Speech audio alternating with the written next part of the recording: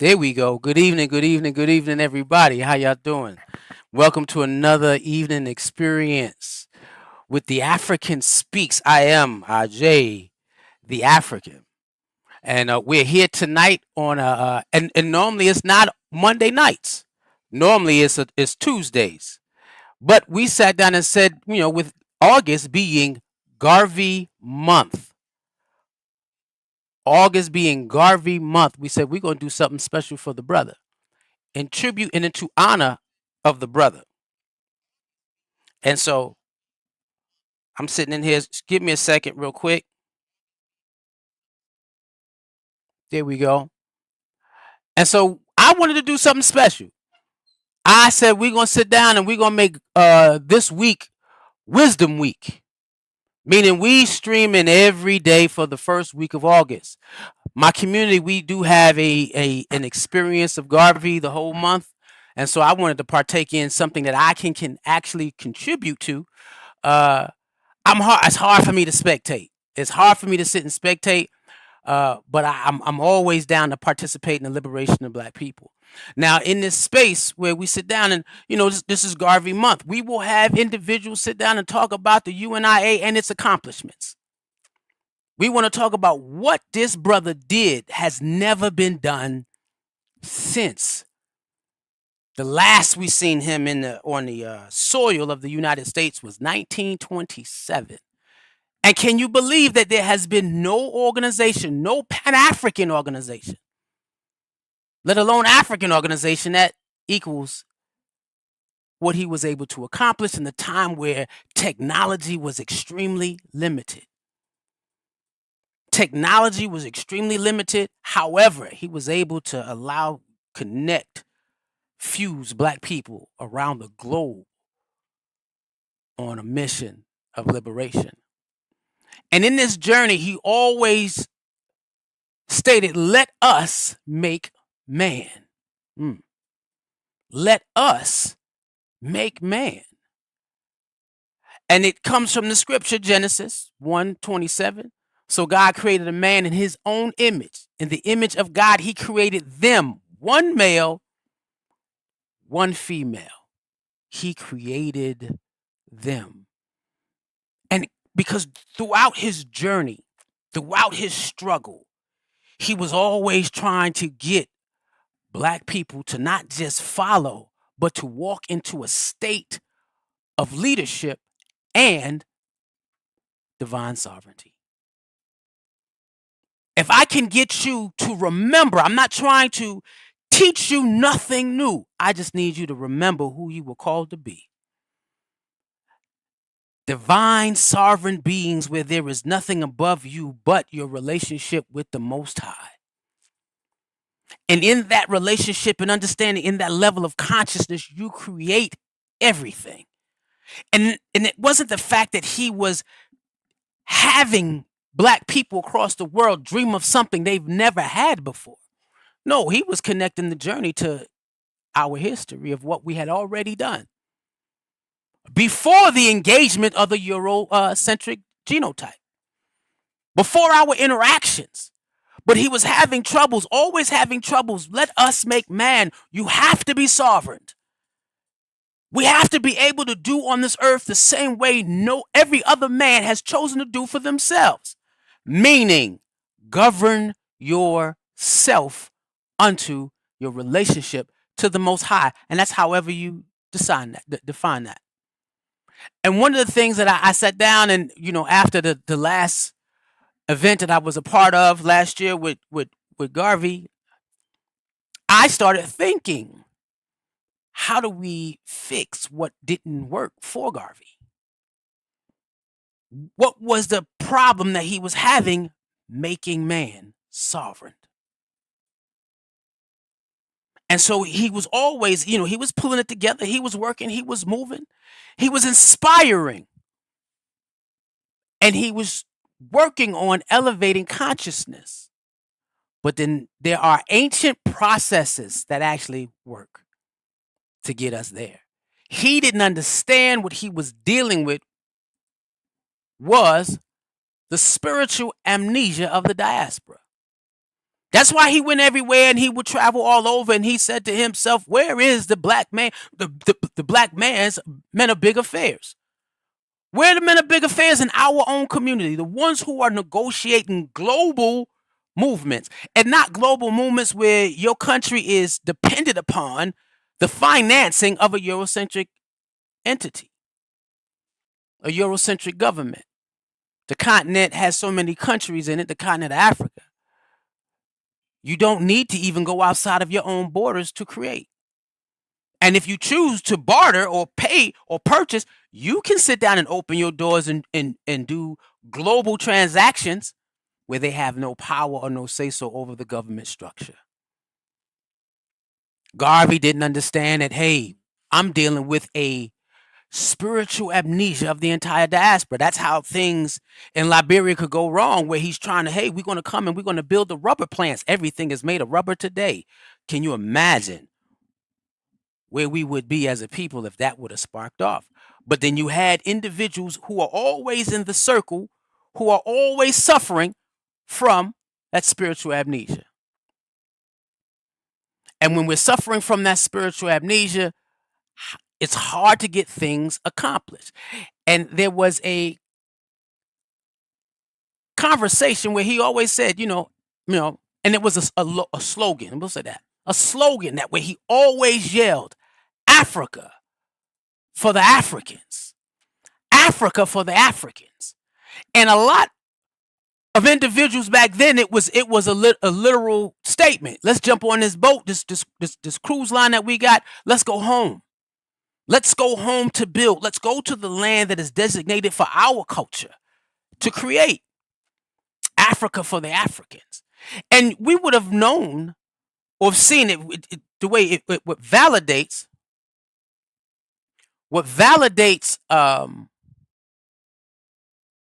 the statement of the spiritual amnesia is the fact that even after the deportation, the movement began to die. Africa for the Africans still vibrated throughout the universe.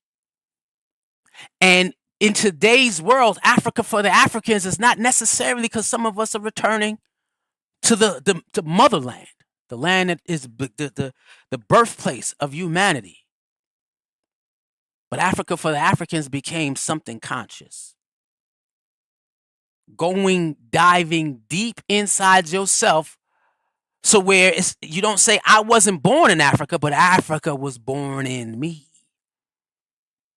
It was born in me. And in this journey, it was Dr. Wade Nobles. He said, we didn't understand. Black people did not understand until the end of the 50s and going into the 60s what the mark of slavery did. What type of psychological limits was placed on us even when they removed the chains. It took decades of black psychologists to come together. And I believe he has Dr. Wade Nobles has a organization that they started in 60, 63, 68, something like that. The Association of Black Psychologists that started dealing with this journey of traveling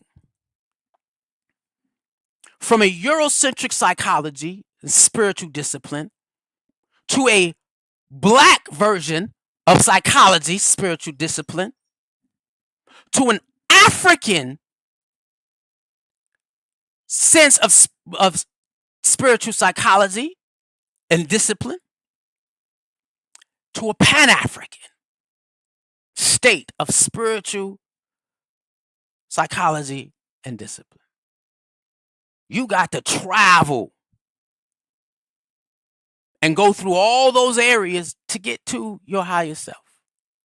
And in that space, last year, what I started doing, I sat down and said, in my research, my study, and my life journey, I sat down and said, hey, create something and stop being every time I come across information, stop being a gatekeeper. Just start delivering information for free. Just give it away. Why? Because without us working on us and helping us, we can complain, but what does that do? But when you sit down and you sit, I want to understand the power of the divine self, the power of the being that I was created to be. Let us make man. Now I've done 27 chapters. And today's chapter, what we're working on today, is the 28th, which is voice activated. Language of liberation. How everything is energy and everything vibrates at a frequency, but this is when you're activated. Because everybody is creating every minute, every second of the day. But what are you creating and who are you creating from? Now, because we've journeyed 27 chapters in with the African Speaks, the power of the divine self, we're going to deal with the subject voice activated from a different place. This is from a different place. This is from a place beyond the wombs. This is a language that comes from a place beyond the scars of your mental slavery. Now that's a whole different perception of how to move. Wait a minute, you trying to tell me I'm not only going to be moving beyond my own personal traumas of my own personal generation, but we're going to move beyond those epigenetic, intergenerational traumas. When you begin to walk and talk from a place where there are no scars. And a lot of people talk like, hey, I'm scarless. That depends. You know, we can look at what you define as purpose. We can look at what you define as freedom. We can look at what you define as love, truth, creation. We can look at what you're creating in regards to legacy and community. If your scars are still there, you know some of the things that you do when you're functioning from your scars versus when you do and creating something when you're functioning from beyond your womb. And that's what Garvey was saying. Let us make man. Let us create a world for ourselves where we are functioning how we were called, how we were created to be.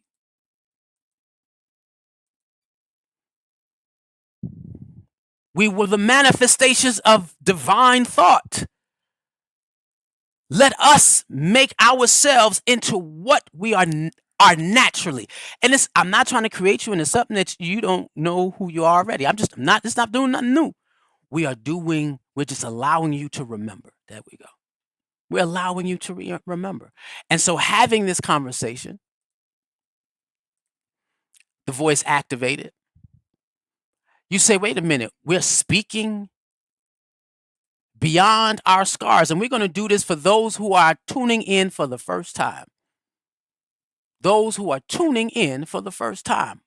Wisdom Week is going to be powerful packed. Because we're going to close out the series, The Power of the Divine Self, by Friday. And so I had stopped this because the new year came in, a whole new vision came, and I started working on the new vision. But now we're going to sit down and I'm going to play catch up with you.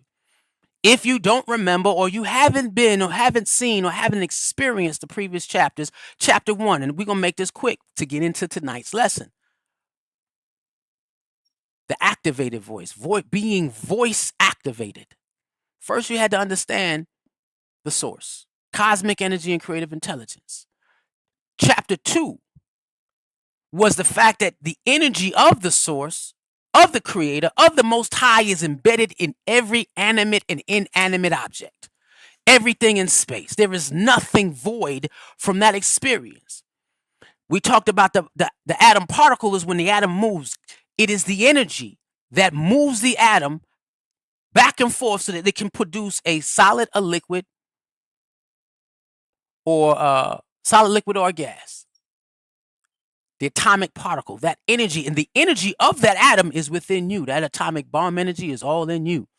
Then we spoke on chapter 3 where we said in the experience of Maya, God created, when you go through the particle, atomic particle, you see God created the world in perfect mathematical symmetry. And he also created you that way. And so I showed on this chapter, what does the world in the Pan-African eye look like when we live in pure balance? And that was the experience of Maya. All of this is before our understanding as a people, before our engagement with the Eurocentric genotype. This is something that is already embedded in your DNA. We're going to get to that. Then we dealt with the melanin, the gift of the gods. Now, when you go through this is science. That chapter was scientifically put together to explain your greatness, because they try to make you feel less than simply because of your color. And that's chapter was actually really big for us. And so take a look at that. Scientifically is proven. Then we're here at chapter 5, the motherland connection. In that experience of being, where did he put us? Where did the creator put us? At the center of Africa. The first people to walk the planet was of an African culture. It was the African genotype. We're able to make millions of different variations of human beings. And then when you're placed there and you're in a place where all your needs are met, that motherland connection, there was nothing you needed. There was no starvation. There was no homelessness. It was just a perfect environment for empires to build, survive, and thrive in relationship to their connection to the Most High.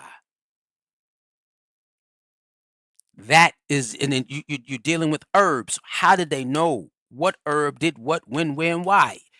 Even in the Maya relationship, let your food be your medicine. We had a relationship with the earth. And then I said, what does it look like for a people to have that type of relationship with the earth? That connection. Chapter 6, the vibrations of a people. The dance, the culture, the color, the way of life. African spirituality was based off of the development of that community. And it didn't have to be a religion. Why? It was who they were. It was who they were, the vibrations of a people. How you lived explained who you are. You couldn't just say, I'm a Zulu and then go move to Ashanti. Why? Because the lifestyle, the vibrations were different, but we were a giving people. Artistic expression of consciousness is how we lived. Then you have the vocal utility. This is the physical manifestation of your conversation vocally. The power of your voice, the spoken word, while singing, gospel, humming.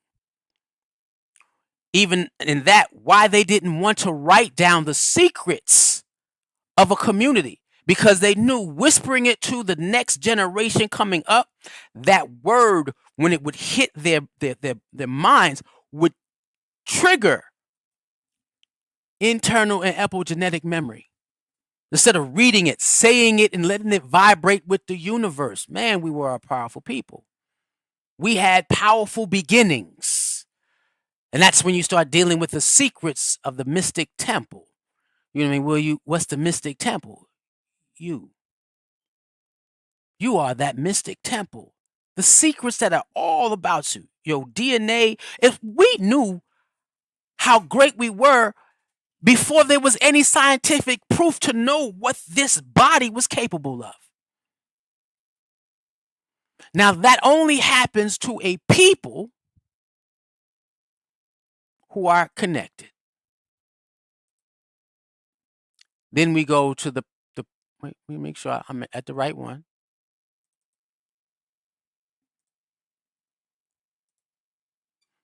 Rivers run deep. This is about the Shikashi records.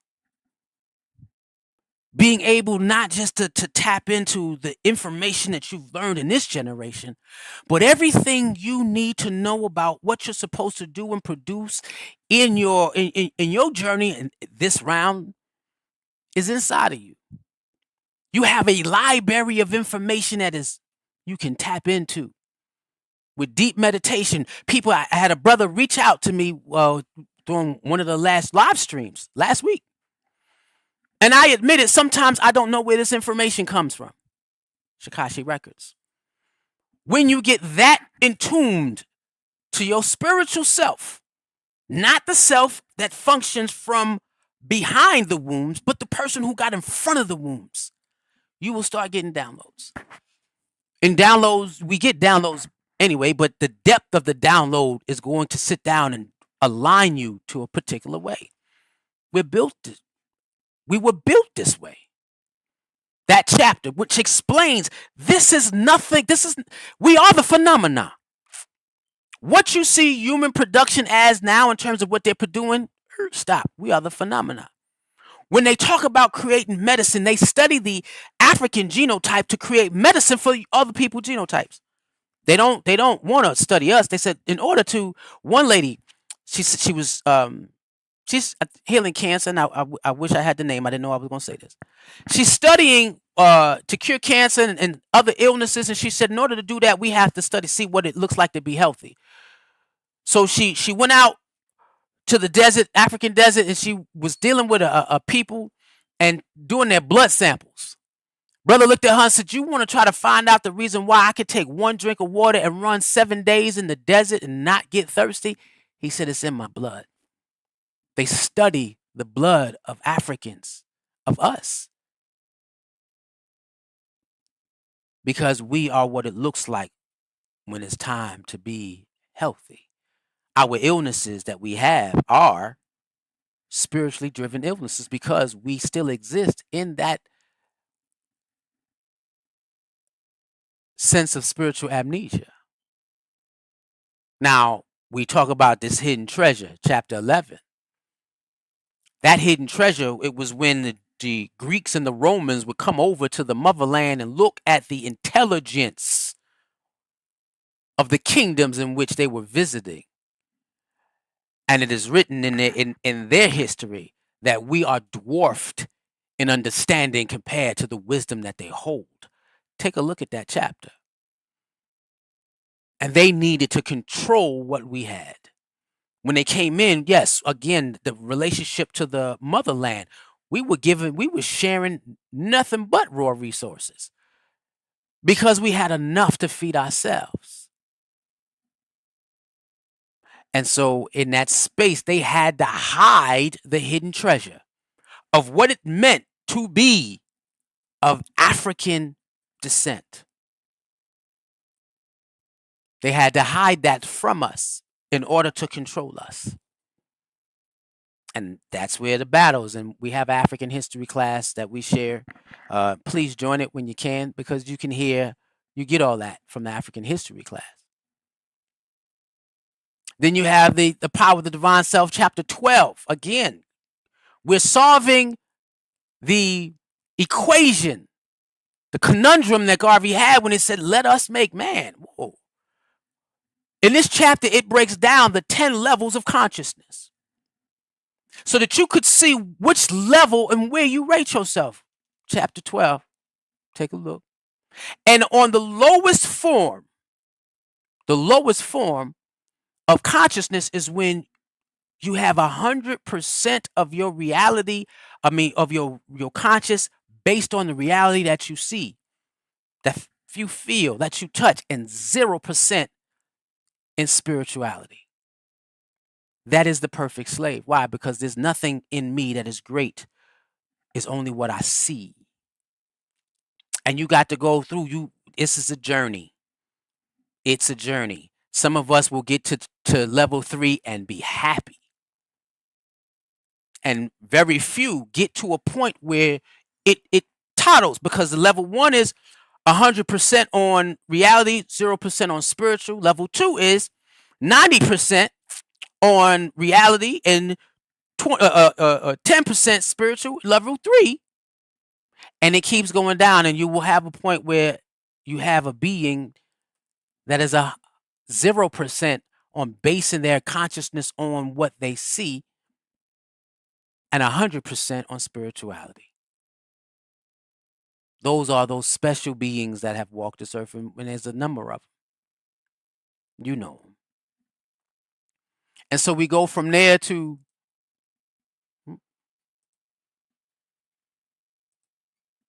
Sankofa, understanding that we got to go back and pick up what we left. And we all know this. And so into the Sasa, into the wisdom of the old, listening to your ancestors that have gone before you. You can listen to the ancestors who are preparing to come through channels. Go into the Sasa in your mind, in your past, and pull back all that information. In chapter 15, and I did chapter 15 in 2 parts, A Tale of Two Cities. Because when you sat down and you go back through the Sasa, you realize that, of course, and we say it, all humanity came from the African.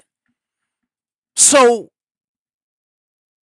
that would say that everybody's an African. You can choose and change your culture, but everybody's, by genetics, if you go back far enough, will find an African gene. But in this space, this Tale of Two Cities, when we're trying to get to experience our highest form of self, let us make man. One male, one female. One love, Garvey. The illness that Europeans are going through is the illness of superiority complex. They had to when they realized who we are, and they hid our gifts, our talents.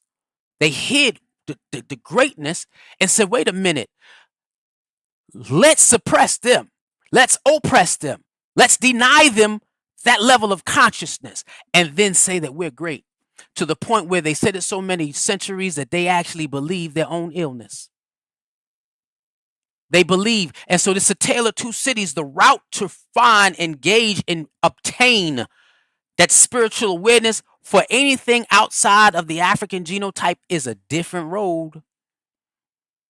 We're healing from the illness. They declared inferiority. And that is an illness we got to free ourselves from, decondition ourselves from that. They in my community we says DBI, the declaration of it, but then the illness is the ABI, the acceptance of black inferiority. So those are two journeys. This is why when you sit down and we won't too much. If you're following Eurocentric processes to heal, then there's going to be a split, because there's going to be some healing you can't get, because there is a special, they're dealing with the superiority complex. We're dealing with the inferiority complex. So then that's when you get back on the black hand side, understanding who we are as a people, understanding your history, understanding your culture, your traditions, understanding what African dance does, understanding all of it. But you cannot stop there. Living black. It's a difference between living black and living sovereign. So you got to do that on the black hand side, where there is no Caucasian input in this space. Back to what we do. And then you said, we got to get to the black of things. And black is the level of consciousness in which we function. We got to sit down and begin to meditate into the fact that, and we walk through that, our concepts of reality. The concepts of reality that our ancestors shared. Their connection to all things and everything. How you are grateful, you have gratitude for the grass. gratitude for the animals, the water, everything is unified. And that's when we started understanding chapter 17, the unified field of energy. Africans knew this. We didn't just talk it, we felt it. We vibrated on that frequency of that unified energy field where everything is connected. How else do you think that they could read the stars? How'd you know they know about the menstrual cycle of a black woman in tuned? We understand that everything is connected. This is how you can tell something happened and you jump and you don't know what it is, but you know there's something wrong with your child and you need to get there. Unified field. And then we talked about the science of the sacred circle. You can go back so far in the oldest African civilizations, they will have sacred geometry, complete sacred geometry. You will have things there that will sit down and just blow your mind. Wait a minute, how did they know these things? It was embedded in our creation. Let us make man. We are in the image of God. There were divine thoughts that flow through us, that connected us to the environment that was perfectly made for where we are. Then you have 9, walking the tree. And this is the tree of life. And that is the experience. And if I it is the experience of as above, so below. And when you're dealing with the road, you're dealing with the roots of a tree. Then you and this is these are the different cycles of life. Then you have the tree stub. From the tree stub, you have the branches. From the branches, you have the leaves. From the leaves, you got the fruit. And then from the fruit, you have seeds. That seed is then planted again. And roots are being developed. This is the cycle of always interacting and moving through life with gaining more and more enlightenment. What? This is what we knew already. This is so when they and it's funny because it's one Eurocentric brother who goes out and says we're showing you ancient technologies, but they don't want to say African. They don't want to say that the reason why they're getting better in these processes is because it's a science that we created from our understanding with how we connected to the world. See? And from there, 20, the flower, the tree, the chakra. Flower of life is creation. The tree of life is about consciousness. Chakras and energy flowing is about the embodiment of that energy source. All of this comes from us. Let us make man. Now you're dealing with the surfing the wave, where they talk about at the age of 12, a child is trapped in the beta state of thinking. You're in that survival mode and you get stuck. And it's happening really at earlier ages now. But they say by the age of 12, you are addicted to survival mode. And you have to work to get out of it. And that was a part of our spiritual amnesia. If we can keep them functioning from a lower vibrational frequency in their thought processes, they can never harmonize with the greater intelligence and energy, cosmic energy, which is the Most High. You can't get to it. And so we walk through there to give you an understanding of the things that you could do to get to your theta state, to get to your delta state, to get to your gamma, where it's flying. And we said we taught in that where we discussed the fact that kids are born open and ready to flow. And then we went through the pathway to the internal you. Now we went in. I gave you all that information, and now we sit down and said, now let's go through these processes, the exact process of how to get deep into your own level of consciousness. That was what we're here. We got to go from our conscious mind to our preconscious mind to the unconscious mind into that collective consciousness in which we share a direct spiritual, mental, emotional connection with all those who were gone before. That collective consciousness. And you'll see that when you if you get there, you realize all things are interconnected. And I told somebody I came out of it one time and I was just crying because I never had experienced that level of love before. But that's what that does. And then from that point, we say, okay, our eye is open. The eye now is open. What should I be doing?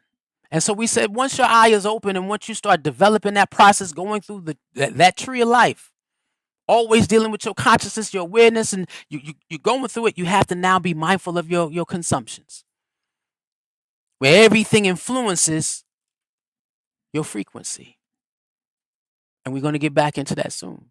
Then you go deeper, you start getting to those points where you find righteous indignation. I can't believe this was done to us. Not me. Not just yourself, but to us. And everybody you have an engagement with, they are functioning from that amnesia. And you should be able to see it. And there should be some sense of righteous indignation where, hey, I got to do something. But before I do something, I got to make sure that I do that shadow work. That unseen labor inside yourself where you go inside and you deal with your own demons. And that is a process. That's constant. Just because you dealt with one don't mean there's no more. And you continue going until you realize you get to a state of free. And you start seeking divine alignment. Now, wait, Pops, and that's what I call God. I'm beyond, so far beyond. I might be at, in my consciousness where I'm 60%, I'm 50% reality and 60% spiritual. Oh, I just did the scale. I'm 70%, you know what I mean? I'm 70% spiritual and 30% reality. Oh, you start moving into a place where divine alignment is important. And that's what you seek. Not no personal love for life, but alignment where God said, I created you for a reason. You got gifts and talents inside you. I need you to use them and tell the world and tell ourselves, let my people go. You got to go in your own consciousness to say, let my people go. And you got to tell yourself that. Let my people go. And so those in that space, we're going in and out of cosmic psychological portals within ourselves. Let us make man, where there is only a sovereign being that exists, so that we can understand what life truly feels like. Let us make man,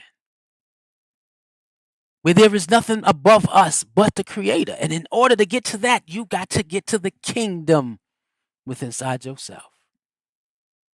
Let us make man. So you're realizing, wait a minute, this is way more than politics. This is way more than that thing. This is a different form of black power first. Let us make man. And so we come into this state now where we've gone into ourselves, emotional mastery, right? We've gone through the level of heart architecture when you got heart and mind coherence.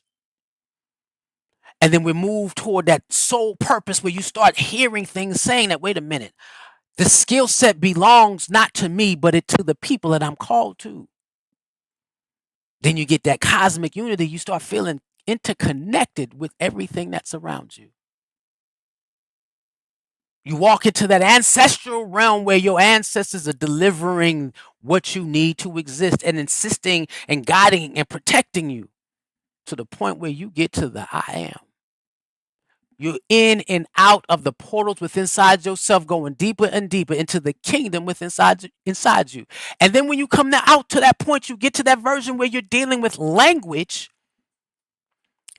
as an architecture of consciousness. What? Excuse me? Language as an architecture of consciousness. It's not just verbal. Everybody lives in a language before anybody speaks. You ever walk in a room and watch the room shift because you walked in it? It is something in your walk that gave a language of awareness. Then you sit down and say, okay, your consciousness is grows behind, it's way beyond survival. It goes way beyond survival. So now you're not surviving anymore. You're becoming. When you sit down and you go and you say, you moving day to day. I'm not moving day to day. I am becoming day to day. You look at the world and how you move through it completely different, and then how you interact and you even give advice to people. It's completely different because you're not doing the language of survival. This is the language of liberation. This is the language of consciousness. And in that space, that consciousness heals everything around you. There is nothing that does not vibrate at a level where your language is a healing experience. It does more than change your life. This new language of vibrations. Before you speak, changes the trajectory of humanity. This is what I call this. I call this to liberate the African diaspora and heal humanity from itself. When you walk into that space where that language shifts, your voice becomes activated. Why? Because the percentage of who you are in the spiritual state is higher. It all changes. It affects how you think. The language of liberation affects how you love, how you create or what you create, how you forgive. That's usually hard for everybody. Having the language to forgive. And that's really one of the most powerful. How to discipline yourself. That's what this was all about. When I heard you need to do a wisdom week for Garvey month, and I sat down and said, okay, that's a lot. A lot of time, a lot of studying, a lot of research, a lot of developing. It's a lot. I got 5 lessons, and we're going to do it because there are no gatekeepers.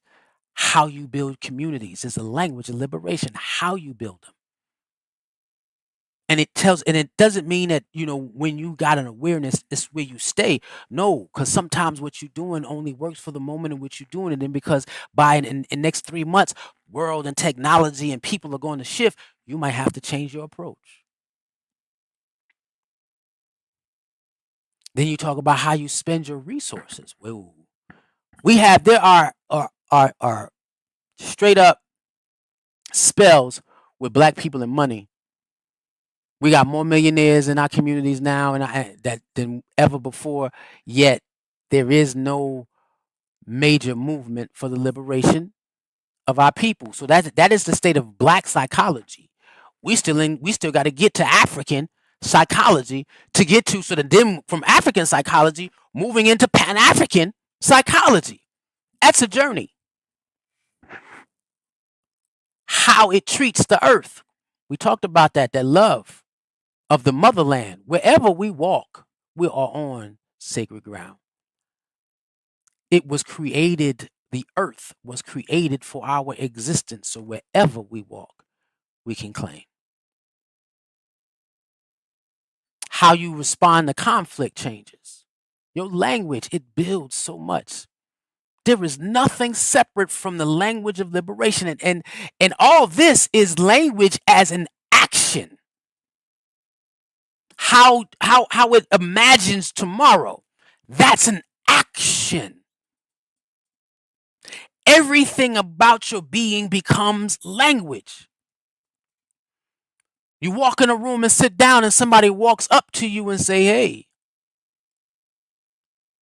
are you sacred being?" Yeah. Thank you. They asked me, "Was you a Babalau? Use this?" Yeah. And so in that space, as we continue, walking in rooms, changing, it's an action. I told somebody at one time where the pastor came, I said he was late to bless the food. I said, "Y'all get ready." Why? I said, because the man who walks in alignment doesn't have to have a lot of words to say. He said, "Bless the family, bless the food, bless the experience. Let's eat." And they were mad because he said, I said, but he stands in a knowing that I am connected to the Most High, to my ancestors, to the earth. It's a knowing, not a faith, not a belief. It's not a hope. It's a knowing. That person moves different. That person consumes everything different. So when you enter this era, you realize one thing, that all the other chapters feed into the higher chapters. So you need what's lower to understand it to get higher. You just can't jump. It doesn't work that way. And then with that understanding, you realize feeding yourself through the consumption, you realize that you are a living temple of consciousness. You are a living temple of consciousness. And every choice, everything you do is your language. Every detail speaks of your level of consciousness. Your food, how you dress, the music you listen to, let us make man, speaks of how you care for your temple in which you live in, that consciousness in which you're expressing, the books and knowledge that you download. Then consumption is all things.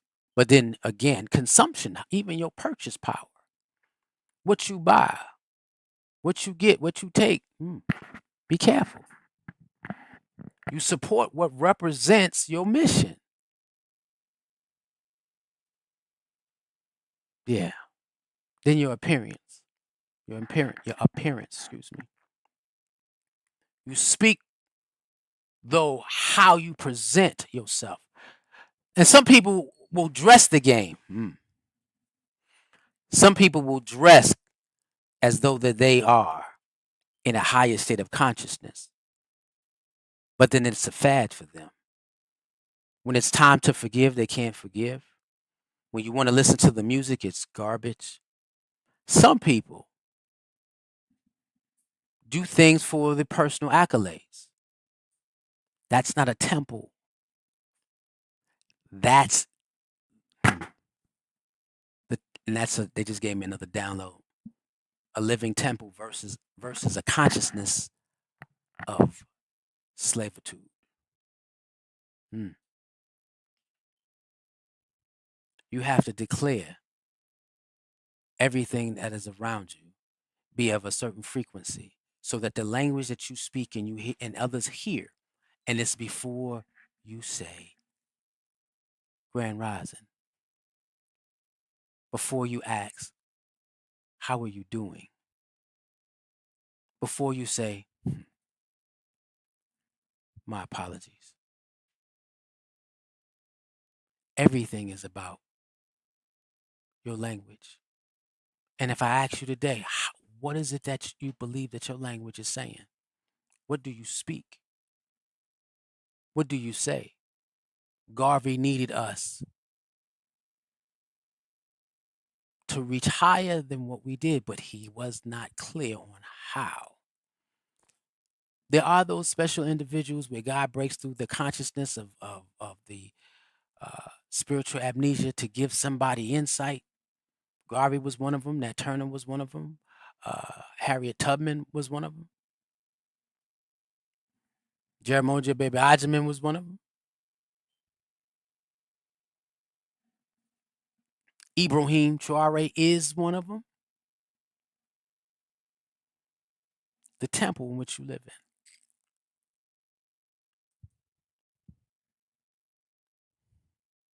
Where in this space, and I should have changed that, you become not bilingual, multilingual, because your language is in different areas. And not only that, when you engage other individuals, and I was supposed to change that before the class, forgive me, multilingual. Because you can go and speak to you listen to those and you see what level of consciousness they're on, and you speak enlightenment according to what they can understand at that particular time. People always want to talk to over people's heads just to show how smart they are. But when you're voice activated, your language of liberation makes you multilingual, where you know you come from one consciousness. Multiple different levels live in that one consciousness, and we have to elevate everybody to that higher sense of collective consciousness, which is that all. We become multilingual. You'll be able to have what they said with Peter, many persuasive arguments, meaning it don't matter. My tongue, I speak in multiple tongues because there are multiple levels of consciousness. And my tongue can go into whatever level of consciousness you in. Hence, me making it visual so that you could see it. And in that state where you begin to speak all things, you begin to heal as well. And you're understanding as you heal, as you live in the language of liberation, the language of connecting to the Most High, the language in connecting to your ancestors, the language in connecting to the earth, the language into connecting to each one of us. That red, that black, that green. We make it man. Man is in mankind, one male, one female. And when you vibrate where your whole life is a beautiful language, everything around us heals. We understand the sound of healing in our communities, in our schools, with our kids, businesses we create. We're honoring our minds. We're healing our minds, honoring our ancestors, and healing our ancestors as well. When you have children in a state of strong self-awareness, those kids are not past the epigenetic traumas. We build our economies, not waiting for somebody to open a store, create a store. If the grocery store in your neighborhood shut down, where are you getting your food source from? If the water stopped pumping through your house, where are you getting your water from? We got to build our own everything. Raising conscious generations. If you're not pouring what you've learned in your life, not just in your children, because sometimes having children, you go through that hard struggle where, could have did better. And you sit down and say, okay, I've learned from my mistakes, because some of us had kids early. Now the question is, as an elder or someone who is a sage, can you sit down and pour into a younger generation, or are you making money off your wisdom to people your age? Or can you pour into a child that when a child gets this understanding, as that child grows up, that child walks in power? World of Alkebulan. We create our own stories. We restore our bodies. We return to our roots. It's nothing but healing when your language is right. When you're living beyond your wombs. If you're still talking about what your mama did, what your daddy did, what your cousins did, what the horrible person did, If that's still a conversation, then that means you haven't gotten beyond your wombs yet, and there is a higher elevation for you to get to just be in life, becoming the art and the science of becoming who you already are. In my community, they call it Kua. Now, after you get to the Pan African psychology, you go into the art of becoming. Let us make man. Because look, this is how we were created. We were made this way. We are remembering how we were made. So get past those wounds will get you to the point where you begin to remember how we are made and how God gave us everything that we need to vibrate at the right frequency to receive exactly what we need or do what we need to do.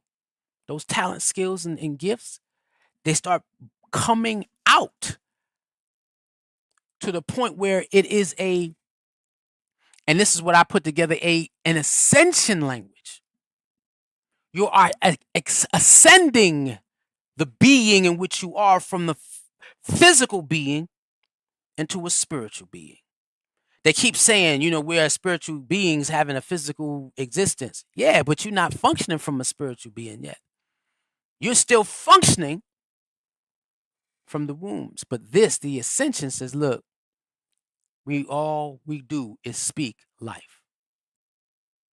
A liberated consciousness only speaks a higher language. When you talking to someone and all they can rev out is low vibrational frequency conversation, you know that they're not there. You walk in that divine identity. You have that sacred knowledge where you're learning without limits. It's just coming in, coming out. Everybody was always asking me, how will you do this? My question is, how do you not? If you're walking down this lane of understanding what Garvey meant when he said, let us make man. You have holistic wellness. Your kitchen is a healing environment. Your meditation is a healing environment. Aromatherapy, stones, everything yields to that healing environment because you are a living temple. And then you get to that Ubuntu factor. I am because we are. And we are because of the great I am. Not we are because I am. I'm not here because of you. You're not here because of me. I am because we are, because we share the same culture. But we are as a whole is because of the great I am. And in that space is where, and this will come later in another chapter, where my we is singular. My we is us, and that's one. My I is plural. My I is us. Oneness. That's in Ubuntu. And then we become stewards of the earth. This is an ascension. Everything is about life. Everything is about life. Living and not for yourself, not an individual. This journey is not for those who seek to just live life happily. I had a friend of mine who all they talked about was, well, I'm here to experience the goodness of the earth. What goodness? When your people are suffering oppression across the globe, and the only real nation fighting for true sovereignty is the Sahel region. That's a different live stream, y'all. But we have to become stewards of the earth to build, grow, connect. We have trees in the Americas that remember the strange fruit. Now let's vibrate where we building and we collectively interacting with nature. And then you create innovation. You're turning vision into reality. Words of Alkebulan. The African speaks. Vision into reality. Where God has given you something to produce on behalf of those he sent you to, and you do what you have to do to manifest and create it. I know in my community, PAOCC, we have something, we have a farm project, 5,000 acres. It was a vision of those who came up with it back in the 50s, Jermoja Baby Ajiman. And we have it. Now we have to have a better vision. It's more than just owning it. How do we go about mass producing what it is? Idea for anybody in the church listening, it was a download. Spring water. We got so many wells on that land. Spring water. We need to create our own water company. Then you're doing building for another generation. You know that you can't keep anything that you have. You can't take it with you. So you leave it to what? Those who are going to build that vision. You got to become divine language. Divine language where you speak so loud it is heard everywhere. The Afro spiritual language of life, I called it. Where everything, we become fluent, we become free, we are the life we seek. And it's everything is rooted. It's every people, every culture, every experience is that Pan-African experience where we don't have to say the words. All we have to do is walk the walk. Before the words come out, walk the walk. And if you can walk that walk, when you begin to speak it, that vibration that come out is even heavier. It touches different, moves different, makes you feel different because it's solidified with everything spiritual. You got to be able to walk that walk. And so now, can you imagine? Can you imagine Afro spiritual language of life being formed in our youth? Getting to understanding the vocal utility, then understanding when your voice gets activated and it speaks life, to now you everything that comes about you is about ascension. What type of being can we leave on the planet behind us with this knowing? That's the world of Alkebulan. That's our youth program. So for those who are listening and hadn't watched before, this is what we do. Adults have to be deconstructed and then reconstructed. Adults have to be deconstructed. However, kids, all they have to do is be they're formed, they're guided, they're moved to a place of complete understanding. They are raised with the understanding that, look, this is who you are. Before you even go to school, this is who you are. Before you educated outside the experience of anything else, this is who you are. Now go change the world. So I ask you to continue going back into your portals. Find yourself born again. Find yourself, don't stop until you are beyond the wombs. Where everything about who you are and everything about what you do is a manifestation of your language. That took me a minute to get beyond my scars and my faults. And I said, I can't stop being me. And then I love me so much. I want you to have that same feeling, to be able to say, I love me so much. I can't stop being what God and who God called. Garvey said, let us make man. And so now in this experience, if, we said anything that agrees with you, yeah, come join the mission. Let's do something together. I'm easy to contact. Join the conversation. Let's have these. Let's have community conversations where we, at the end, we have to dos in the communities in which the conversations are dealt. And bring a child. There is no shape, form, or fashion. There is no IJ without always finding himself in a crowd of children. They said, Dad, the older he gets, the better he gets at just playing. I love the kids. I love knowing that when I leave, there are pieces of me, there are seeds. As I go up and down this tree of life, there are seeds that I've planted that will continue to grow. This is Garvey Week, and we are discussing in the next 4 days what it means to make man. We done with, let me see if I got the next title already set up. I do. Tomorrow we're going to be talking about the birth of a seeker.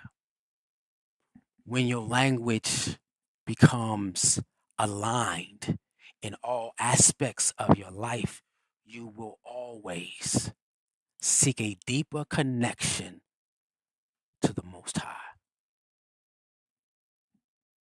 I can't wait because this still is developing in me.